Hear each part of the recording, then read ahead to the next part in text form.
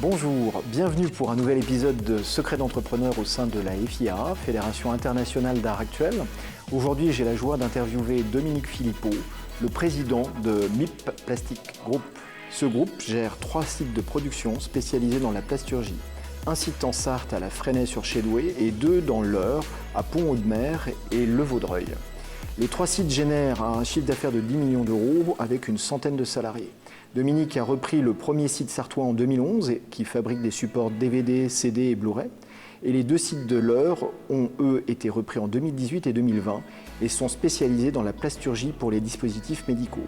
Dominique va nous raconter comment il a décidé de quitter la fonction de directeur de site industriel pour se lancer dans l'entrepreneuriat.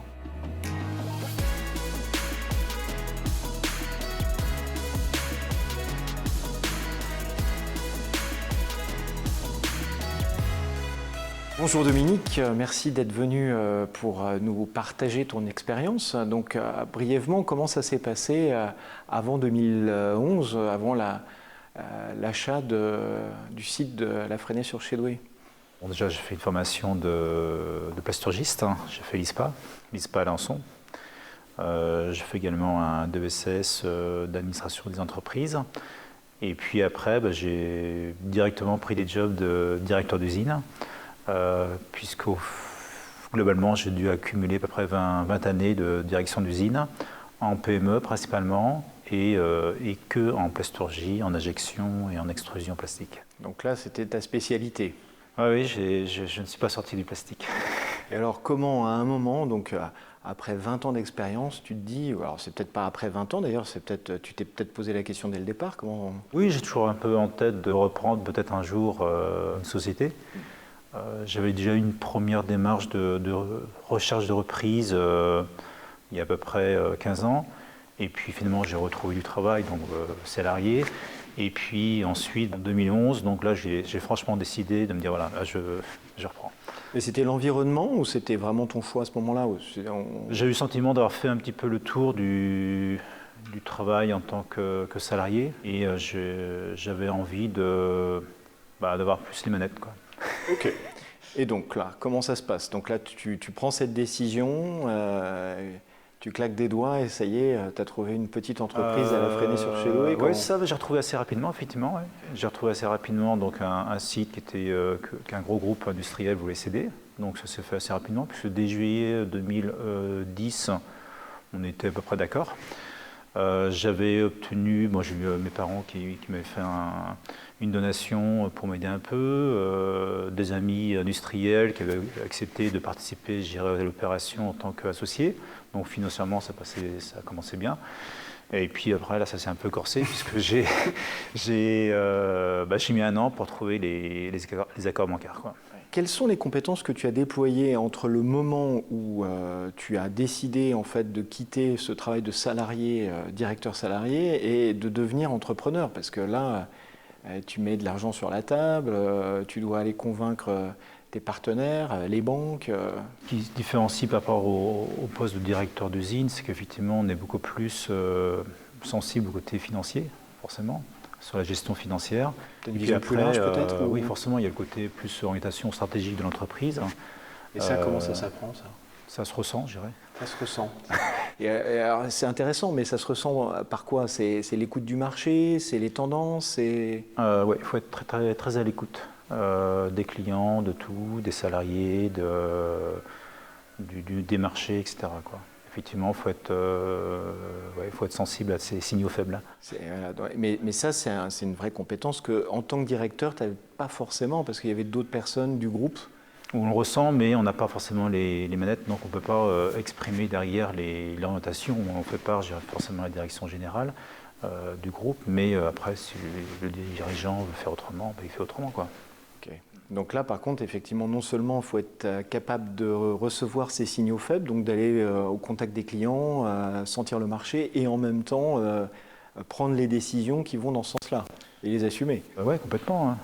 Typiquement, moi je prends par exemple, quand j'ai repris MIP, La première année, c'était un peu compliqué, puisque effectivement, on a un concurrent italien qui a cassé les prix, donc il a fallu se battre pour faire face.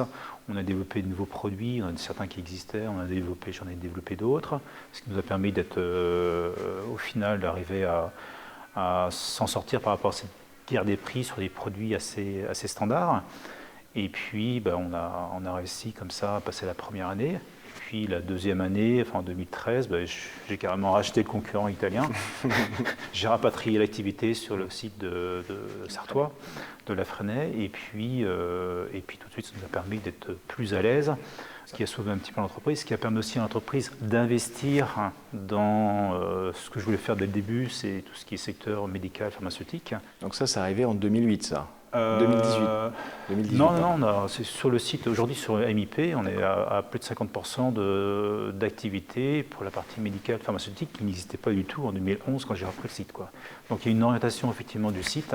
Qui s'est fait initialement sur le site de La Fresnaye et ensuite par croissance externe. Oui, effectivement. Après, donc, en 2018, il y a eu le rachat de Norstick à Pont-de-Mer qui fabriquait surtout des bâtonnets en coton-tige. Qui forcément, je dirais, les petits... Par la législation disparaissent. Ça s'est arrêté, mais ça s'était prévu. Hein, donc c'est vrai que c'est une entreprise qui était en difficulté quand je l'ai reprise. Donc, ce qui permet très clairement de les acheter aussi moins cher. Soit MIP, effectivement, sur les trois sites que j'ai repris, c'est des sites que je n'ai pas repris cher. Pourquoi? Parce que les trois étaient sur des secteurs étaient en difficulté et potentiellement allaient fermer, quoi. Donc ton savoir-faire, c'est quand même de redresser et redonner une vie à un site industriel qui est quand même pas particulièrement en santé. Oui, on peut dire ça. Comment on pourrait le dire autrement? Oui, c'est trouver des solutions pour que ces entreprises repartent et se développent et surtout se pérennisent, quoi. Et donc là, ce que j'entends, c'est quand même beaucoup en lien avec cette vision stratégique, c'est-à-dire cette capacité à sentir le marché, à s'orienter, à prendre des risques. Oui, exactement. Il y a une prise de risque qui est assez forte, hein, qui est ressentie, je ne prends pas des risques quand je ne sens pas, mais quand je pense qu'il y a quelque chose à faire, je le fais, quoi. Typiquement, l'année dernière, j'ai repris le site du Vaudreuil. C'est un site qui devait fermer, puisque un des salariés m'avait appelé au mois d'août en me disant le site va être fermé fin d'année. Bon, je connaissais ce site-là, parce que j'étais directeur de ce site-là préalablement, quoi, entre 1998 et à peu près 2008. Hein. Et donc, quand j'ai appris la fermeture, j'ai appelé le dirigeant. J'ai dit, mais est-ce qu'il y a moyen, je dirais, éventuellement de reprendre le site, quoi. Bon, il fallait que je négocie avec ce groupe-là, avec aussi le client principal. Et puis au final, l'usine actuellement a été reprise, maintenue et se développe. Aujourd'hui, je dirais, c'est un site qui se porte bien, quoi. Alors avec l'effet Covid, qui est dans le milieu médical aussi, qui a peut-être été aussi plutôt positif dans ce contexte-là. Ça a été plutôt positif, effectivement, surtout pour Norstick, puisque effectivement, d'un côté, on a arrêté les bâtonnets pour les cotons-tiges et on a démarré les bâtonnets pour les tests de Covid. Donc effectivement, il y a des opportunités à saisir. Et puis après, on navigue au mieux et on fait... Voilà. Alors c'est quoi tes challenges à toi, dirigeant, entrepreneur actuel et ceux de l'entreprise? C'est vrai que actuellement, je suis en phase un peu de mutation, puisque j'étais dirigeant d'un site, et là maintenant je deviens dirigeant d'un petit groupe de 3 usines. Et donc aujourd'hui, effectivement, j'apprends à être dirigeant d'un petit groupe, quoi. Et je réorganise mon travail, ma façon de fonctionner, les sites, en fonction de cette croissance externe, sachant qu'il y a aussi la croissance interne, pour effectivement faire face à ces nouveaux défis, quoi. Là, la notion de plastique, parce qu'effectivement, il y a une directive européenne qui arrive, les cotons-tiges avec une tige en plastique du jour au lendemain, on n'en fait plus, enfin du jour au lendemain, j'exagère.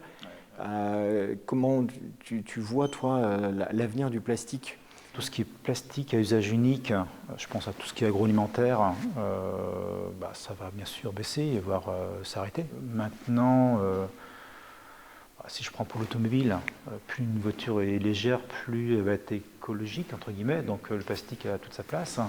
Dans la partie médicale, on n'aime pas tout ce qui est réutilisation, parce que forcément, on n'a pas envie de choper la maladie des voisins. Maladie nosocomiale. Exactement. Donc, On est sur des secteurs où effectivement la matière plastique va perdurer, quoi. Je ne vois pas comment on peut revenir en arrière, quoi. Et j'entends que potentiellement, quelque chose de l'ordre du secteur automobile, pourquoi pas à un moment, quoi.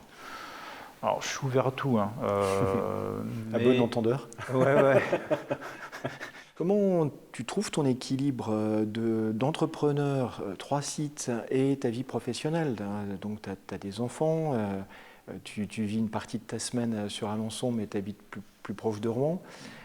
Comment tu arrives à organiser ta vie? Parce que j'essaie d'aller sur les 3 sites déjà, régulièrement. Tu me disais tout à l'heure tu te sens un peu un entrepreneur nomade. Oui, là c'est un petit peu le fait d'être sur plusieurs sites, hein, d'une part, et puis effectivement c'est aussi lié aussi à nos outils internet actuellement, ordinateurs qui permettent aussi de facilement travailler sur tel endroit. Après effectivement, c'est vrai, je fais un peu de sport, ça me permet aussi de me détendre et puis un peu de sport, juste un triathlète, alors même si c'est pas de la compétition. Tu as fait plusieurs Ironman, la transjurassienne. Oui, ça me permet de me défouler, d'un petit peu et régulièrement, j'irai courir ou nager ou faire un peu de vélo pour maintenir une petite condition physique et puis aussi. Et le mental? Et mentalement aussi, ça me fait du bien, quoi. Voilà. Ouais, parce que ce que tu disais, c'est sur des courses du type transjurassienne, le mental, ça fait énormément. Oui, tout ce qui est en course d'endurance, effectivement, le mental est important.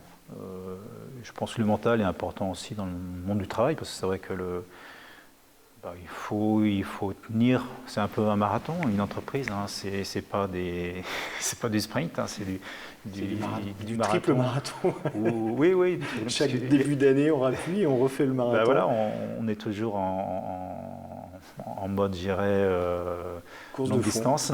Longue distance et course de fond, ouais, c'est ça. Et c'est vrai que oui, il faut avoir un bon mental, c'est important. Hein. Avant de nous quitter, tes conseils à ceux qui souhaiteraient se lancer dans l'aventure entrepreneuriale? Je dirais qu'il faut croire à ses projets, hein, et puis il faut savoir prendre des risques aussi, mesurer quand même, mais ça va en prendre. Et puis aussi faire confiance à ses équipes, au personnel. On dit voilà, quand on reprend, on est tout seul, mais rapidement on est accompagné par des équipes, des salariés qui sont là aussi pour se battre. Merci beaucoup Dominique d'avoir partagé ces expériences et longue vie au groupe MIP Plastique. Merci.